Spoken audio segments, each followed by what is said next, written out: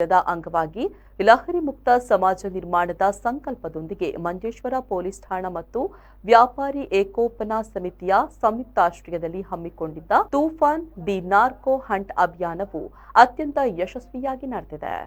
ಉಪ್ಪಳದಿಂದ ತಲಪಾಡಿಯವರೆಗೆ ನಡೆದ ಬೃಹತ್ ಲಹರಿ ವಿರೋಧಿ ಜಾಗೃತಿ ಜಾಥಾಕ್ಕೆ ಕಾಸರಗೋಡು ಎಎಸ್ಪಿ ಅಚ್ಯುತ್ ಅಶೋಕ್ ಐಪಿಎಸ್ ನೇತೃತ್ವವನ್ನು ವಹಿಸಿದ್ರು.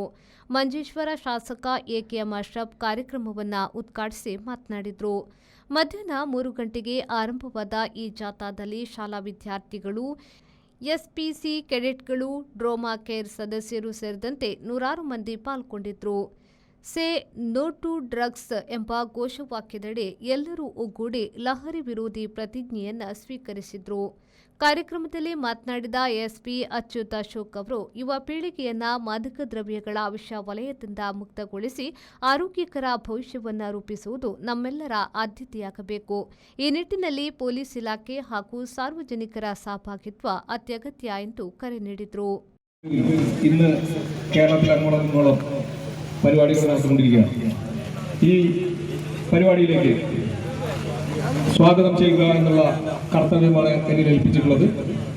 അതിനാൽ ഈ പരിപാടിയുടെ അധ്യക്ഷനായ ബഹുമാനപ്പെട്ട കാസർഗോഡ് എഎസ്പി അച്യുത് അശോക് IPS അവരെ ഈ പരിപാടിയിലേക്ക് ഹാർദവമായി സ്വാഗതം ചെയ്യുന്നു.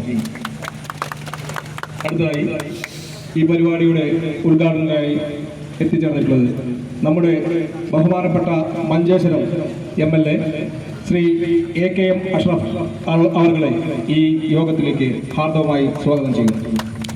കൂടാതെ ഈ പരിപാടിയിലേക്ക് പങ്കെടുക്കാനെത്തിയിട്ടുള്ള വിവിധങ്ങളായ വ്യാപാര വ്യവസായി, അതുപോലെ തന്നെ ക്ലബ്ബുകൾ, SPC, മറ്റ് നാട്ടുകാർ എല്ലാവരെയും ഒരിക്കൽ കൂടി ഈ പരിപാടിയിലേക്ക് ഹാർദവമായി സ്വാഗതം ചെയ്തുകൊണ്ട് ഈ യോഗത്തിന്റെ അധ്യക്ഷ സ്ഥാനത്തെ അലങ്കരിക്കുന്നതിനായി ബഹുമാനപ്പെട്ട കാസർഗോഡ് ASP ಅಚ್ಯುತ್ ಅಶೋಕ್ IPS ಅವರಿಗೆ ಹಾರ್ದವವಾಗಿ ಸ್ವಾಗತ ചെയ്യുന്നു. ಕಾರ್ಯಕ್ರಮದಲ್ಲಿ ಸೈಫುಲ್ಲಾ ತಂಗಲ್, ವ್ಯಾಪಾರಿ ಸಂಘಟನಾ ನೇತಾರಾದ ಹಮೀದ್ ಹೊಸಂಗಡಿ, ಹಸೈನರ್, ಅಜೀಜ್ ಮರಿಕಿ, ಮಂಜೇಶ್ವರ SI ಮತ್ತು ಜನಮೈತ್ರಿ ಪೊಲೀಸ್ ವಿಭಾಗದ ಮಧು ಸೇರಿದಂತೆ ಹಲವು ಗಣ್ಯರು ಭಾಗವಹಿಸಿ ಶುಭ ಹಾರೈಸಿದರು.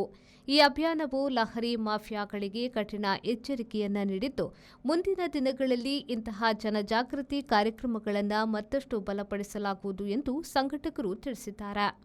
ರೆಹಮಾನುದ್ಯಾವರ V4 ನ್ಯೂಸ್ ಮಂಜೇಶ್ವರ.